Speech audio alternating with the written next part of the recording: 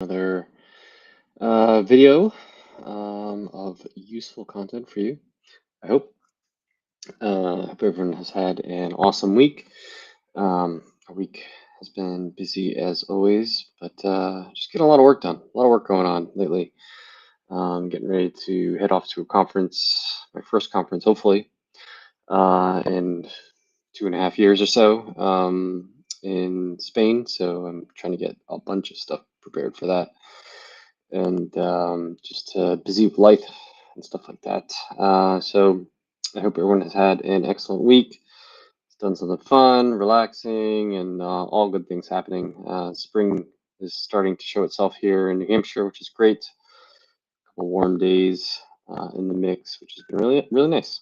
Nice change of pace. So, but today, as I was kind of stewing on what to talk about this week, one of the things I kind of thinking about and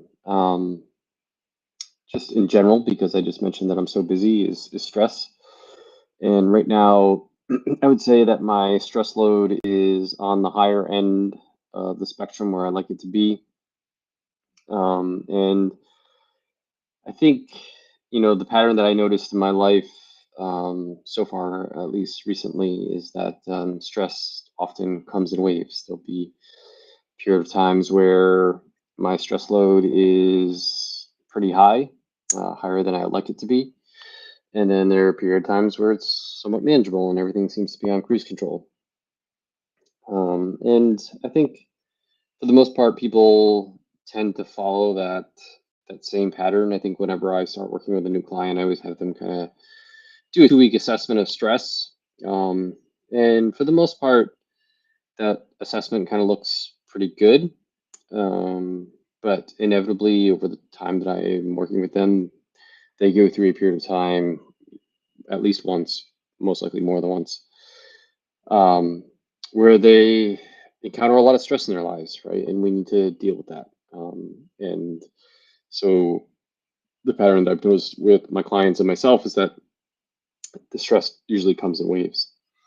And oftentimes we hear the word stress and we think bad things, right? We think, you know, um, the situations we get feelings that of and thoughts of bad things that might be happening, right? Just your mood's bad, things aren't going right, or you just feel a lot of pressure and anxiety and those types of things, the things that we often associate with the word stress. But it's important to keep in mind that a couple things around stress. And first of all, that stress is not bad or good. Um, it is the level of stress and the chronic nature of the stress that dictates whether it is bad or good, to your health and your physiology, right? And I would argue someone that can handle a large period of stress or a large amount of stress over a short period of time is healthier than someone who can't do the same, right? And I think that applies across the board. And this is where we like to throw around words like resiliency, right? And there's no one who can handle a large period of stress over a long period of time, right? Eventually, everyone breaks, right? Even the most stress resilient people will break under that load. But if you're able to handle a large amount of stress over a short period of time, I think in maybe buffering that out as long as you possibly can, I think that's a decent thing, right? It's something. It's I think how we have survived for so long, right? And I think we can think about it from multiple angles, right? Um, Sleep, for example, right, is a good example, right, where we can go periods of time with subpar sleep, and yeah, you'll find a study that shows, the acute effects of bad sleep, you know, having negative effects. But you know, for the most part, you can go a period of time with some bad sleep and um, and survive, right, and make it through, right. You might not be the best, but you can survive. And you think about parents of young children, right? They go longer than I would suggest as a period of bad sleep, but they have to, and they make it out the other end for the most part. Same thing is true for food intake, right? We should be able to handle going a long period of time without any food. Not a long period of time, but like an extended period of time without food. I would say at the minimum 12 hours is, at the most a couple days. And then on the other end of the extreme, you should be able to go out and enjoy yourself and have a whole bunch of food and not suffer deleterious consequences, right? Same thing with exercise, right? Um, I hope that most people can survive without a couple days of exercise. There are some people who have a bit of an addiction to exercise, which might drive them insane. But on the other end of the spectrum, I hope you can handle. If I told you to go get on um, a rower and do a 2K all-out effort, I hope you could handle that type of exercise event as well, right? And so these are all different forms of stress, right? And oftentimes we don't think of many of these things as stressors, but they are. They're all go into this stress bucket, right? Exercise, food, sleep, and then life stressors like work and kids and obligations socially and all that stuff, right? Perception, our interpretations of what we see on social media, all this stuff is all stress and all goes into it, right? And when we think about improving our health via stress, right? Exercise is one of those things. Every day you go into the gym and you lift weight, you're putting a stress on the body and you're telling your body, I want you to adapt and get stronger. And it does, hopefully, if you're doing it right. But if you do that too much or too much weight or too often, your body it's going to have a negative effect, right? Too chronic of a stress is going to be a bad thing. Same thing with food, right? If you want to go on a diet and lose some fat and then cut your calories, and that's a form of stress on your body. That usually results in a good thing as long as you're, not at an unhealthy weight to begin with. And but if you do that for too long at too long of a time, or you do it too big of a deficit, that can eventually become a bad thing, right? You can go 24 hours without eating food and be fine, but if you do that day after day after day after day, you're going to start to see some detrimental effects, right?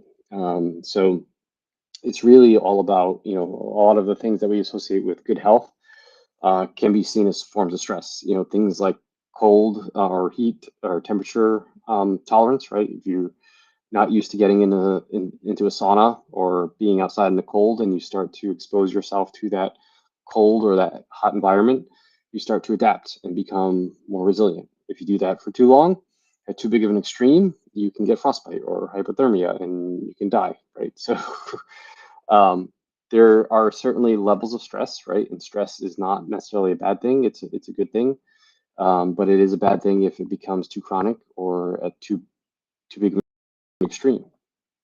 And one I like to remind people of about stress is that a lot of our reaction to stress and what the way we feel when we encounter a stressor is in our head.